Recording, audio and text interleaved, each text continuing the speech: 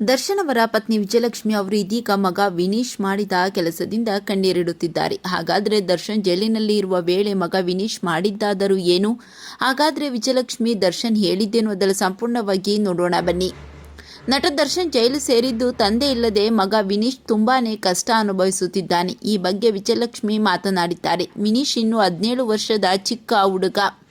ದರ್ಶನ್ ಮೊದಲ ಬಾರಿ ಜೈಲಿಗೆ ಹೋದಾಗ ವಿನೀಶ್ಗೆ 16 ವರ್ಷ. ದರ್ಶನ್ ಮೊದಲು ಅರೆಸ್ಟ್ ಆದಾಗ ವಿನೀಶ್ ಹತ್ತಿರ ನಾನು ಸುಳ್ಳು ಹೇಳಿದ್ದೆ.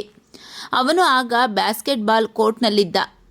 ತಕ್ಷಣ ಬಾ ಅಂತ ಹೇಳಿದ್ದೆ. ಅವನಿಗೆ ಏನೂ ಗೊತ್ತಿರಲಿಲ್ಲ. ಫೋನ್ನಲ್ಲಿ ನೋಡಿ ಗೊತ್ತಾಗಿ ಅಮ್ಮ ಏನು ಅಪ್ಪ ಅರೆಸ್ಟ್ ಆಗಿದ್ದಾರಾ ಅಂತ ಕೇಳಿದ್ದ.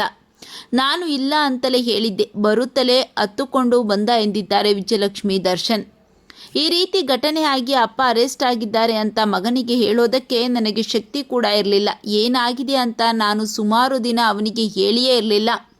ನಂತರ ಅವನಿಗೆ ಅವನ ಫ್ರೆಂಡ್ಸ್ ಹೇಳಿ ಗೊತ್ತಾಯಿತು. ಅದನ್ನು ಕೇಳಿ ನಂತರ ನನ್ನ ಬಳಿ ಬಂದು ಕೇಳ್ತಿದ್ದ. ಹಲವು ದಿನ ನಿದ್ದೆ ಇಲ್ಲದೆ ರಾತ್ರಿಗಳು ದರ್ಶನ್ ಇಲ್ಲದೆ ಇದ್ದಾಗ ಮಧ್ಯರಾತ್ರಿ ಎದ್ದೇಳ್ತಿದ್ದ, ಅಳ್ತಿದ್ದ. ಅಮ್ಮ ಅಪ್ಪನನ್ನು ಮಿಸ್ ಮಾಡಿಕೊಳ್ಳುತ್ತಿದ್ದೀನಿ ಅಂತ ಅಳುತ್ತಿದ್ದ. ಹೀಗೆ ಅವನನ್ನು ಹಿಡಿದಿಟ್ಟುಕೊಳ್ಳುವುದು ತುಂಬ ಕಷ್ಟ ಆಗಿತ್ತು. ಹಲವಾರು ರಾತ್ರಿಗಳು ನಿದ್ದೆ ಇಲ್ಲದೆ ತಂದೆಯನ್ನ ಕನವರಿಸುತ್ತಾನೆ. ಅಪ್ಪ ಬೇಗ ಬಾ, ನಿನ್ನ ನೋಡಬೇಕು ಅಂತ ಕರೀತಾನೆ.